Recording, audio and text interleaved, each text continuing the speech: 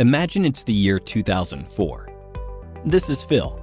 Phil's looking to release a book and set up a blog. He's sure that it'd be successful, but he's only worried about one thing.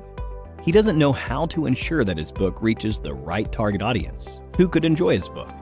During that period of time, however, there were only a few forms of advertisement available, like print ads, billboards, radio, direct mail, direct sales, and the television. All of these options were pretty expensive. Their effectiveness couldn't be accurately determined, and they didn't let him advertise his content to the appropriate audience. Phil's book would never find the audience it deserved. Now, let's have a look at the same scenario in the present day. Alongside traditional forms of advertising, Phil would have access to digital marketing, a form of marketing that's a lot more lucrative, inexpensive, and configurable. Marketing that would enable marketers to advertise their audience digitally using channels like search engines, websites, social media platforms, emails, etc. Among these types, social media marketing caught Phil's eye.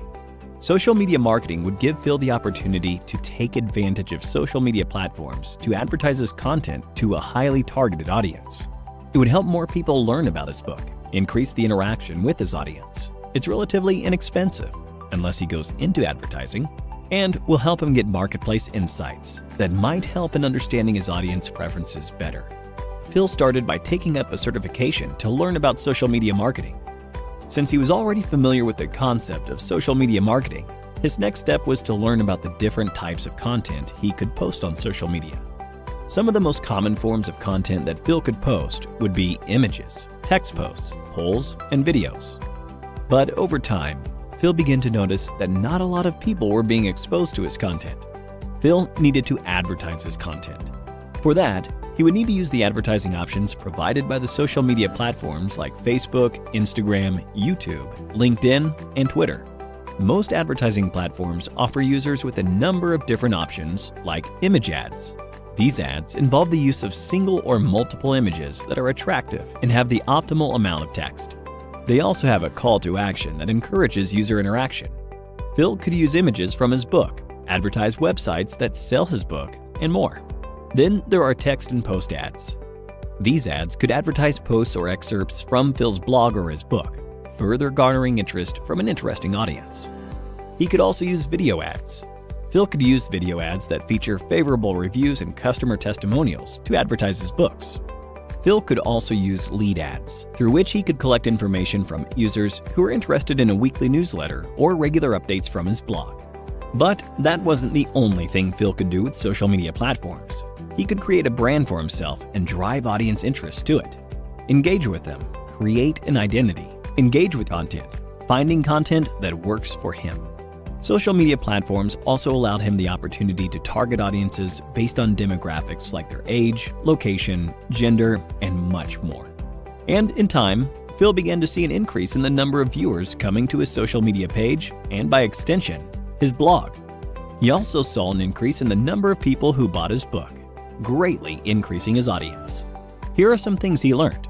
1. To set goals that were quantitative, smart, and follow a constant deadline. 2.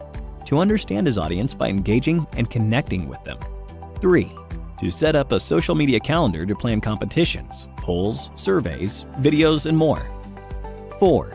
Using tools like BuzzSumo, IFTTT, Buffer, and more for lead generation, creating email lists, setting buyer personas, and more.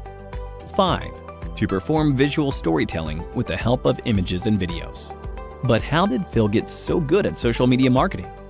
Before we find the answer to that question, let's have a look at a quiz. What can you do with social media marketing? A. Create a brand for yourself. B. Engage with an audience. C. Target users based on demographics. D. All of the above. Choose the right answer and have a chance to win an Amazon voucher. Now back to our question. How did Phil get so good at social media marketing? Phil had taken up Simply Learn's digital marketing course. It was thanks to this course that Phil had the skills and training to get good at social media marketing. And now, you can too, by clicking on the top right corner. And with that, we've given you an introduction to all the major concepts of social media marketing. We hope you enjoyed this video. If you did, a thumbs up would be really appreciated. Here's your reminder to subscribe to our channel and to click on the bell icon for more on the latest technologies and trends. Thank you for watching, and stay tuned for more from Simply Learn.